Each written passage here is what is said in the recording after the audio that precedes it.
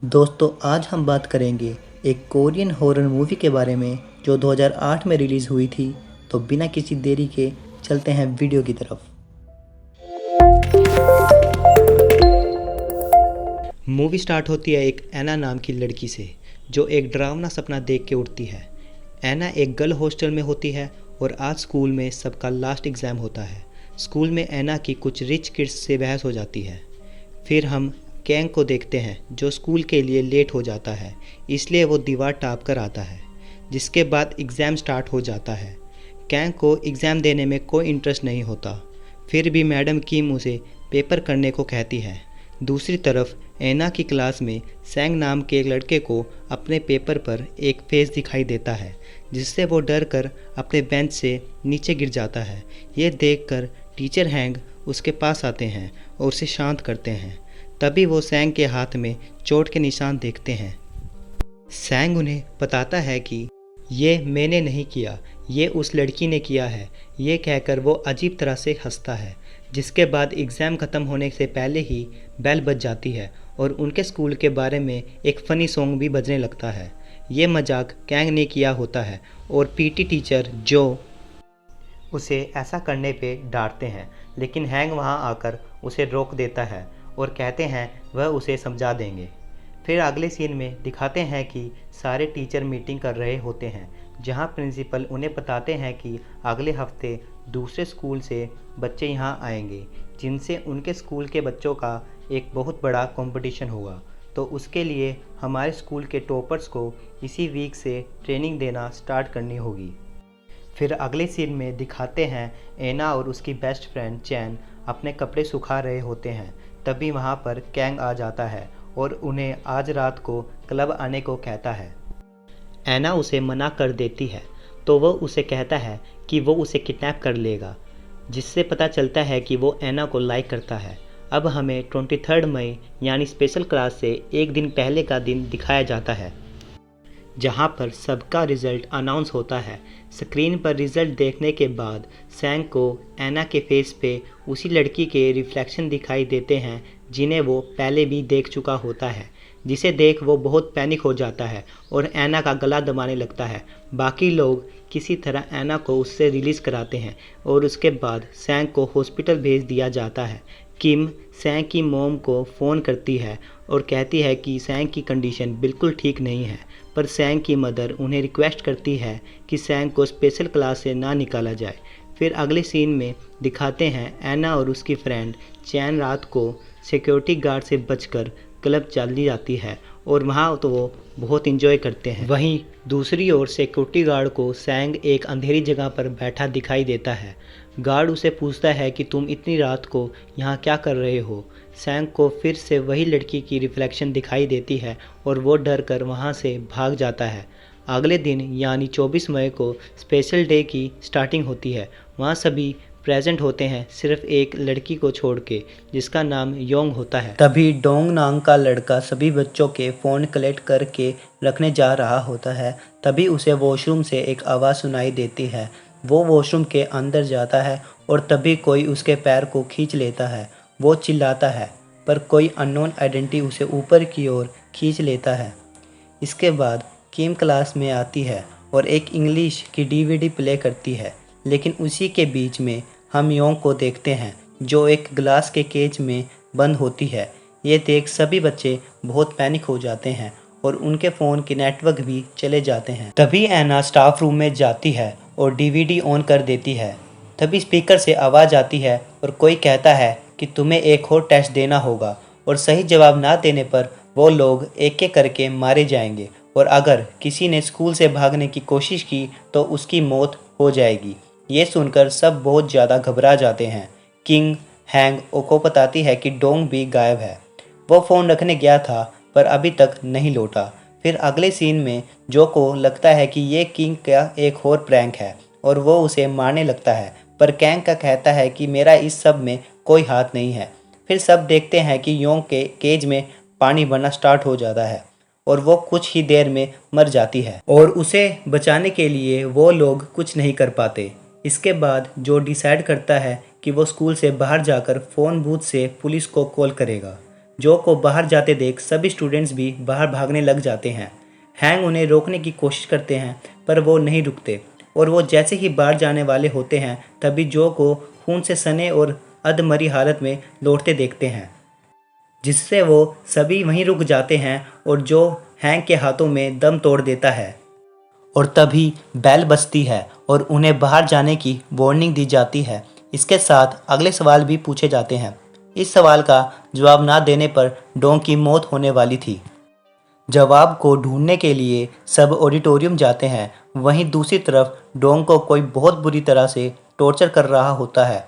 वो दर्द से चिल्ला रहा होता है। अगले सीन में वो लोग जवाब ढूंढ लेते हैं पर जब तक बहुत देर हो जाती है और तभी डोंग की डेड बॉडी उनके सामने आकर गिरती है। ये देखकर सभी बच्चे बहुत डर जाते हैं और एना वहाँ से भाग जाती है और वो एक रूम में जाती है और कैंग भी उसके साथ जाता है, जहाँ उसे पता लगता है कि सभी स्टूडेंट रैंकिंग से मारे जाते हैं। जैसे कि योंग फर्स्ट आई थी तो उसकी मौत सबसे पहले हुई और उसके बाद डोंग, और अब काल भी गायब है जिसकी थर्ड पोजीशन थी, यानी अगला नंबर चैन का था, उसके बाद एना का। कैंग उसे कहता है कि वह उसे प्रोटेक्ट करेगा। वहीं दूसरी तरफ ऑडिटोरियम में बाकी स्टूडेंट वॉशरूम के बहाने गर्ल हॉस्टल में जाके छुप जाते हैं। उन्हें लगता है वो वहाँ सेफ रहेंगे और उनके साथ चैन भी चली जाती है। एना वापस आकर किम और हैंग टीचर को बताते हैं कि सभी स्टूडेंट रैंकिंग के हिसाब से मर रहे हैं, जिसके बाद वो 2 ग्रुप में स्प्लिट होकर काल को ढूंढने की कोशिश करते हैं। वहीं दूसरी तरफ गर्ल हॉस्टल में बाकी बच्चे छुपे होते हैं, वहाँ पर सैंग भी छुपा होता है। अगले सीन में वो बच्चे जिस गर्ल हॉस्टल के रूम में छुपे होते हैं वहाँ कोई हमला कर देता है। एक लड़का हिम्मत दिखाकर के बाहर देखने की कोशिश करता है, लेकिन तभी अचानक उसे कोई सर से पकड़कर दरवाजे से खींच लेता है और उनकी चिल्लाने की आवाज़ सुनकर किम का ग्रुप वहां पहुंच जाता है। तभी वहीं की लाइटनिंग फ्लिकरिंग करने लग जाती है और जब तक लाइट ठीक होती तब तक एक लड़का जिसे खींचा गया था उसकी मौत हो चुकी होती है। इसी के साथ एक सूजी नाम की लड़की भी गायब हो जाती है। वहीं दूसरी तरफ हैंग के ग्रुप को अगला सवाल मिलता है जिसमें उन्हें एक पजल सॉल्व करनी होती है और एक कंप्यूटर का पासवर्ड बनाना होता है। वो लोग पासवर्ड क्रिएट करने में सफल हो जाते हैं, जिसको कंप्यूटर में भरने पर उन्हें काल के साथ एक स्ट्रेंजर आइडेंटिटी दिखती है, जिसे देख वो डर कर वहाँ से भाग जाते हैं और दोनों ग्रुप फिर से एक साथ मिल जाते हैं। 8:40 पर हम व्यूअर्स को काल की लाश दिखाई देती है, यानी कि सही जवाब देने पर भी वो मारा जाता है।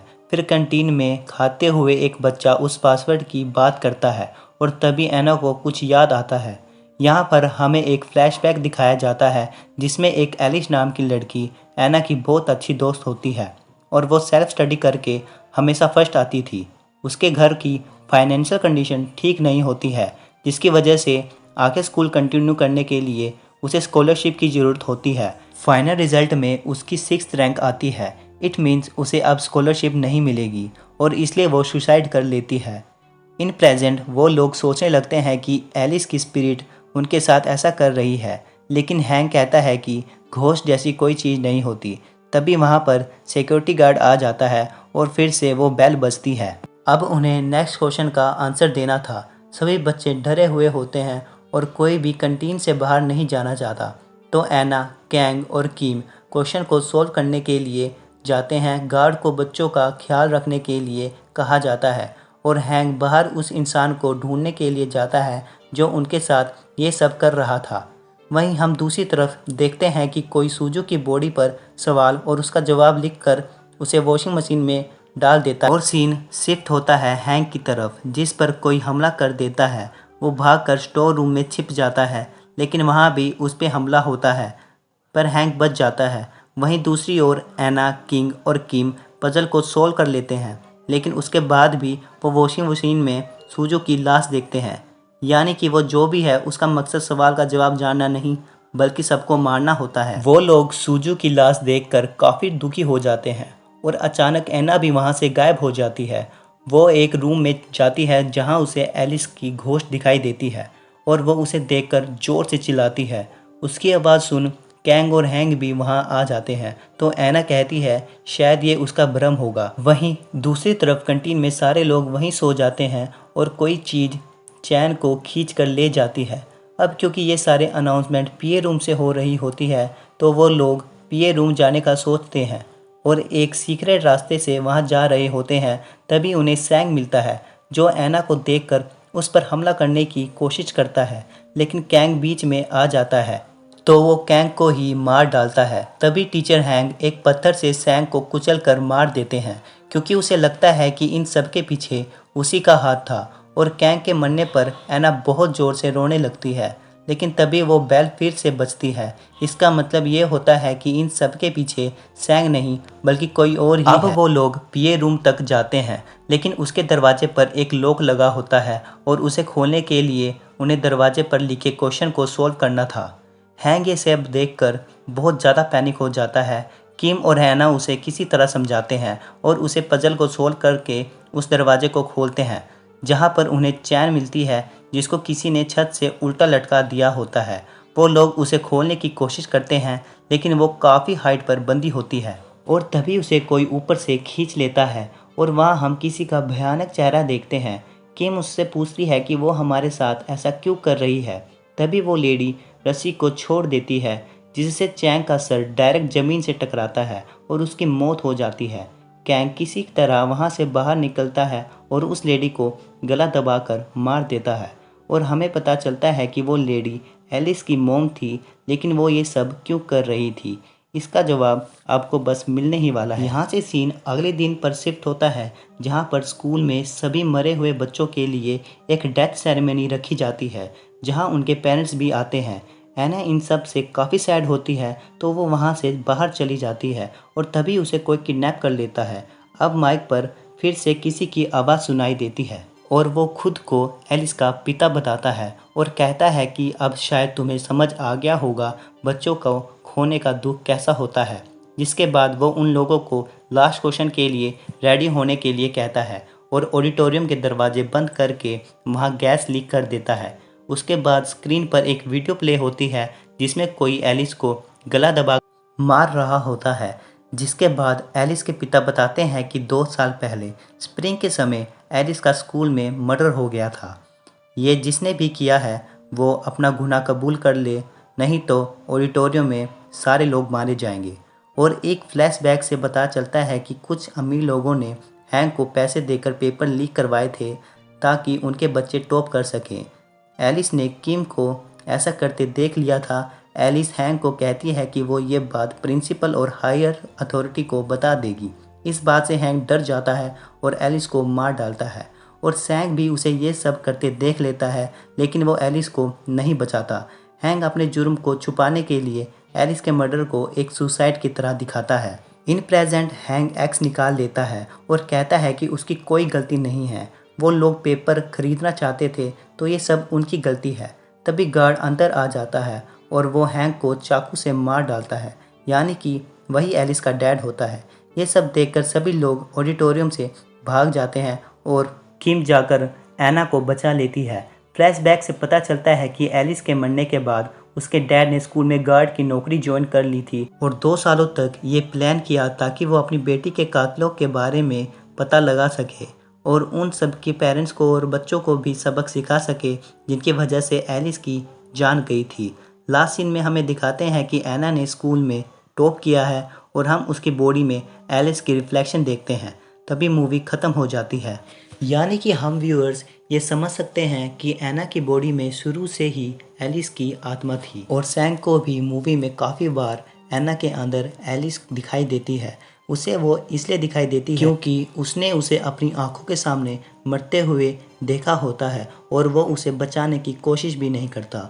इन माय ओपिनियन ये मूवी बहुत ही बढ़िया मूवी है और आपको ये एक बार तो ज़रूर देखनी चाहिए। एक्सप्लेनेशन अच्छी लगी हो तो चैनल को सब्सक्राइब करें। Take care, see you letter.